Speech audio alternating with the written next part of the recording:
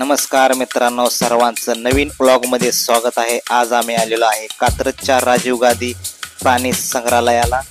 Video शेवटपर्यंत बघा, खूप छान व्हिडिओ आहे।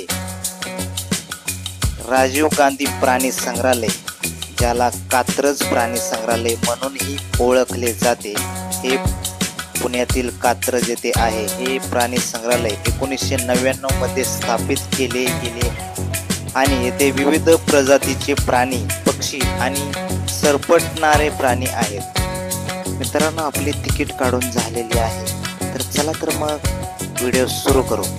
हे उद्यान एकूण 130 एकरावर पसरलेले आहे आणि 3 भागामध्ये विभागलेले आहे। प्राणी अनाथालय, सर्प उद्यान आणि प्राणी संग्रहालय।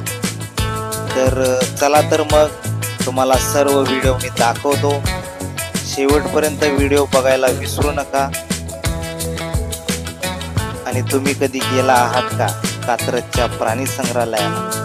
नक्की कमेंट करून सांगा। तर चला तर मग सुरू करूया।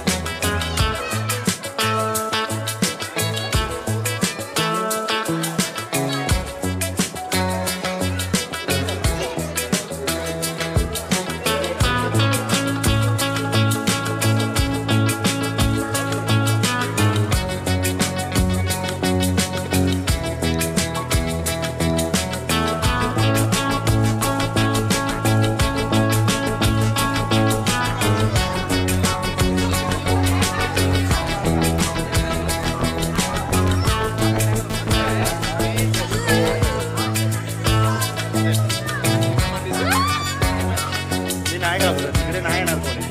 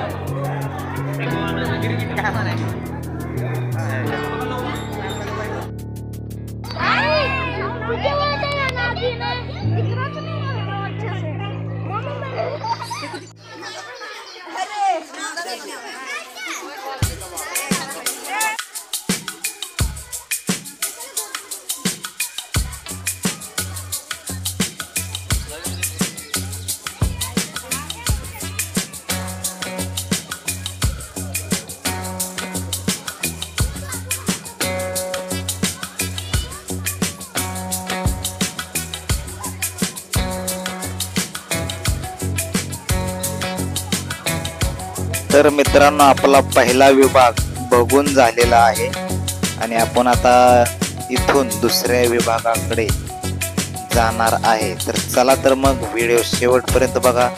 आणि आपल्या या दुसऱ्या विभागामध्ये सर्व मोठी प्राणी आहेत। तर मित्रांनो, आपलं सर्प उद्यान आणि सरपटणारे जे प्राणी असतात तो विभाग बघून झालेला आहे। आता आपण चाललेलो आहे दुसऱ्या विभागाकडे, प्राणी संग्रहालयाकडे। आणि तुम्ही बघू शकता समोर तुम्हाला पाटी लावलेली दिसते, अस्वल असं लिहिलेलं आहे तिथं। या साईडला सर्व मोठी प्राणी आहेत, अस्वल, हत्ती, सिंह, वाघ, चित्ता, हरिण, काळवीट, अशा प्रकारचे खूप सारे प्राणी तुम्हाला बघायला भेटतील। व्हिडिओ शेवटपर्यंत बघा, खूप छान व्हिडिओ झालेला आहे। आणि कमेंट करून सांगा तुम्हाला व्हिडिओ कसा वाटला ते। तर चला तर मग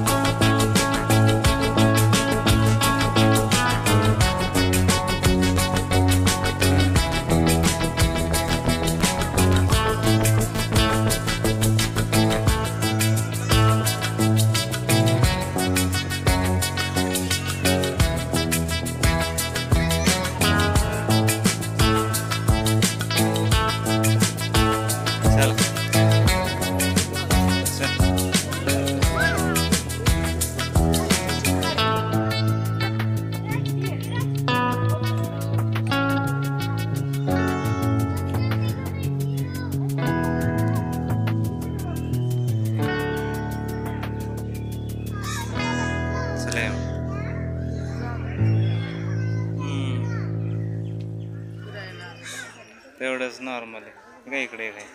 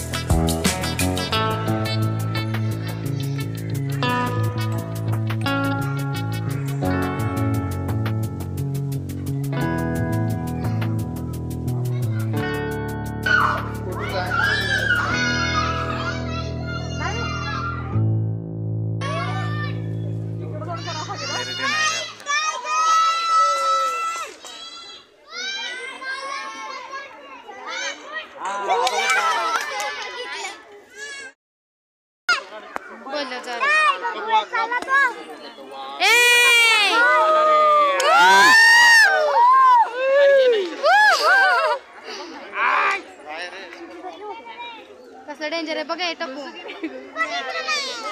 आवाज दे त्याला तू आवाज दे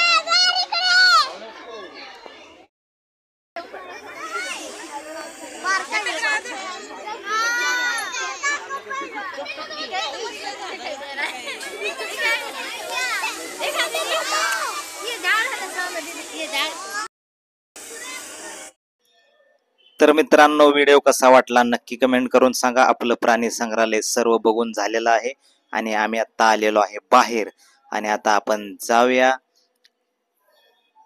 तर व्हिडिओ शेवटपर्यंत बघितल्याबद्दल धन्यवाद. असंच प्रेम कायम राहू द्या.